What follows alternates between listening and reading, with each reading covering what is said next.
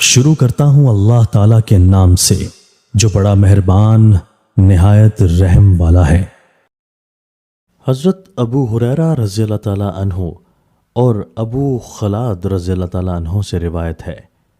کہ رسول اللہ صلی اللہ علیہ وآلہ وسلم نے فرمایا، جب تم کسی بندہ کو اس حال میں دیکھو کہ اس کو زہد یعنی دنیا کی طرف سے بے رغبتی و بے رخی اور کم سخنی یعنی لغو اور فضول باتوں سے زبان کو محفوظ رکھنے کی صفت اللہ نے نصیب فرمائی ہے،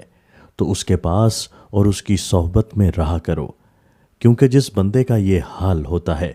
اس کو اللہ تعالیٰ کی طرف سے حکمت کا القا ہوتا ہے۔ تشریح: حکمت کے القا ہونے کا مطلب یہ ہے کہ وہ حقیقتوں کو صحیح طور پر سمجھتا ہے اور اس کی زبان سے وہی باتیں نکلتی ہیں جو صحیح اور نافع ہوتی ہیں، اس لیے اس کی صحبت کیمیا اثر ہوتی ہے۔ قرآن مجید میں حکمت کے بارے میں فرمایا گیا ہے کہ ترجمہ: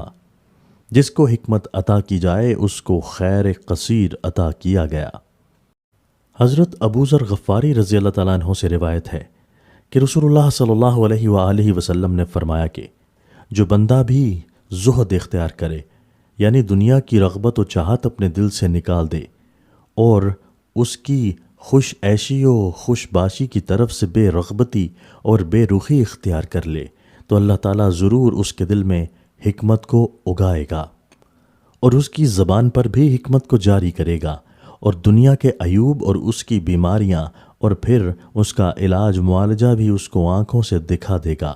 اور دنیا سے اس کو سلامتی کے ساتھ نکال کر جنت میں پہنچا دے گا۔ تشریح: اوپر کی حدیث سے بھی معلوم ہوا تھا کہ دنیا میں جو شخص زہد اختیار کرے اللہ تعالیٰ کی طرف سے اس کو حکمت القا کی جاتی ہے۔ حضرت ابو ذر غفاری رضی اللہ تعالیٰ عنہ کی اس حدیث سے اس کی اور زیادہ تفصیل اور تشریح معلوم ہوئی۔ اس حدیث میں ترجمہ: اللہ اس کے دل میں حکمت اگاتا ہے کے بعد جو کچھ فرمایا گیا وہ گویا اسی حکمت کی تفصیل و تشریح ہے، اور مطلب یہ ہے کہ زہد اختیار کرنے والوں کو اللہ تعالیٰ کی طرف سے اسی دنیا میں پہلا نقد صلہ یہ ملتا ہے کہ اللہ تعالیٰ ان کے قلوب میں حکمت اور معرفت کا تخم ڈال دیتا ہے، جو اللہ تعالیٰ کی خاص عنایت سے نشو و نما پاتا رہتا ہے اور ترقی کرتا رہتا ہے، اور پھر اس کا نتیجہ یہ ہوتا ہے کہ ان کی زبانوں سے حکمت ہی کا چشمہ جاری رہتا ہے اور دنیا کے عیوب و امراض گویا ان کو آنکھوں سے دکھا دیے جاتے ہیں، اور ان کے علاج معالجہ میں بھی ان کو خاص بصیرت عطا ہوتی ہے۔ اور دوسرا خاص انعام ان بندوں پر یہ ہوتا ہے کہ ان کو ایمان اور تقوی کی سلامتی کے ساتھ اللہ تعالیٰ اس دنیا سے اٹھاتا ہے اور وہ اس فانی دنیا سے نکال کر جادوانی عالم میں یعنی دارالسلام جنت میں پہنچا دیے جاتے ہیں۔ دوستو، اللہ تعالیٰ ہمیں ان احادیث مبارکہ پر عمل کرنے اور اپنی زندگیوں کو سنوارنے کی توفیق عطا فرمائے۔